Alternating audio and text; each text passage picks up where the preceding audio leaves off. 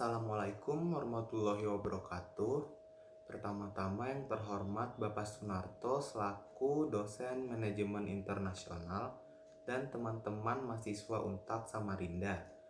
Izinkan saya memperkenalkan diri, nama saya Davi Rafikan akan menjelaskan tentang pasar valuta asing. Apa itu pasar valuta asing? Pasar valuta asing atau dalam bahasa Inggris Foreign Exchange Market atau Forex atau biasa disingkat FALAS merupakan suatu jenis perdagangan atau transaksi yang memperdagangkan mata uang suatu negara terhadap mata uang lainnya yang melibatkan pasar-pasar uang utama di dunia selama 24 jam secara berkesinambungan. Dalam perkembangan sejarahnya, bank sentral milik negara-negara dengan cadangan mata uang asing yang terbesar sekalipun dapat dikalahkan oleh kekuatan pasar valuta asing yang bebas.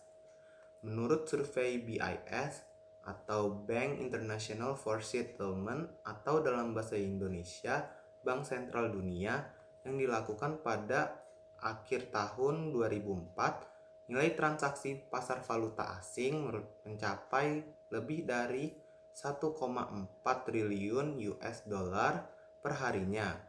Mengingat tingkat likuiditas dan percepatan pergerakan harga yang tinggi tersebut, valuta asing juga telah menjadi alternatif yang paling populer karena ROI atau Return on Investment atau tingkat pengembalian investasi serta laba yang akan didapatkan bisa melebihi rata-rata perdagangan pada umumnya. Akibatnya, pergerakan yang cepat tersebut, maka pasar valuta asing juga memiliki resiko yang sangat tinggi. Pasar valuta asing adalah suatu pasar yang unik karena pertama, volume perdagangannya, yang kedua, likuiditas pasar yang teramat besar, yang ketiga, banyaknya serta variasi dari perdagangan di pasar valuta asing, yang keempat, geografis penyebarannya, yang kelima, jangka waktu perdagangannya yang 24 jam sehari. Dan yang terakhir, aneka ragam faktor yang mempengaruhi nilai tukar mata uang. Kedua, pelaku pasar falas.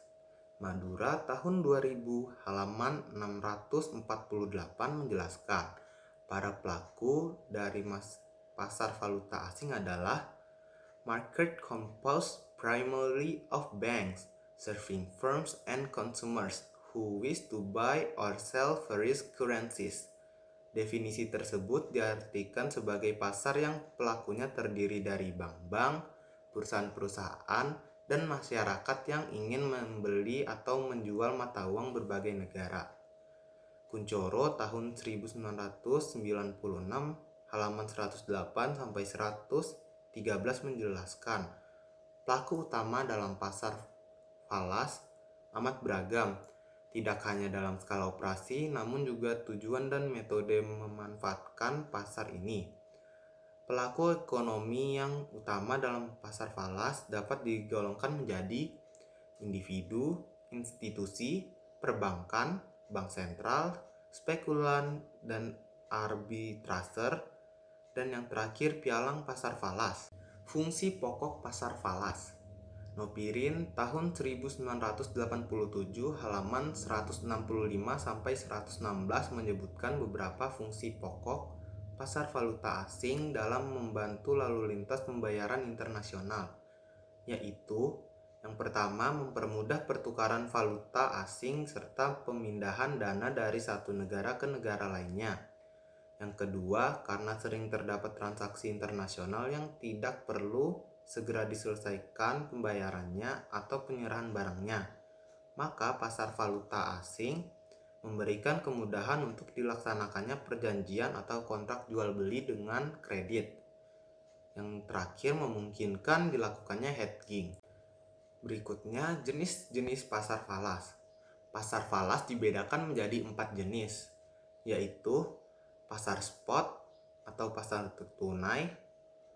Pasar spot adalah pasar yang memfasilitasi transaksi nilai tukar berjalan suatu valuta, di mana komoditi atau falas dijual secara tunai dengan penyerahan segera. Disebut juga actual market atau physical market. Dalam pasar spot dibedakan atas 3 jenis transaksi. Yang pertama cash, yang kedua tomorrow, dan yang terakhir spot. Yang kedua pasar forward. Pasar forward adalah pasar yang memfasilitasi perdagangan kontrak forward mata uang. Transaksi forward biasanya terjadi bila eksportir, importir, atau pelaku ekonomi lainnya yang terlibat dalam pasar falas harus membayar atau menerima sejumlah mata uang asing pada suatu tanggal tertentu di masa mendatang. Yang ketiga, pasar currency future. Pasar currency future merupakan pasar yang memfasilitasi perdagangan kontrak currency futures. Suatu kontrak currency futures menerapkan suatu volume standar dari suatu valuta tertentu yang akan dipertukarkan pada tanggal penyelesaian atau settlement date tertentu di masa depan.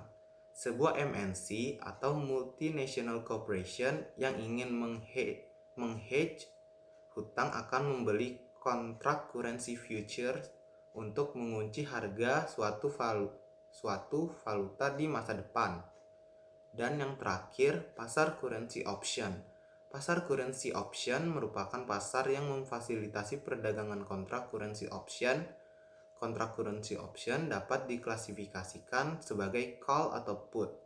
Suatu currency call option menyediakan hak untuk membeli suatu valuta tertentu dengan harga tertentu yang dinamakan dengan strike price atau exercise price dalam suatu periode waktu tertentu. Currency call option digunakan untuk menghedge hutang-hutang falas yang harus dibayar pada masa depan. Currency put option diberikan hak untuk menjual suatu valuta asing dengan harga tertentu dalam suatu periode waktu tertentu. Currency put option digunakan untuk menghedge piutang-piutang falas yang akan diterima di masa depan. Sekian penjelasan saya tentang pasar valuta asing. Kurang lebihnya saya mohon maaf. Wassalamualaikum warahmatullahi wabarakatuh.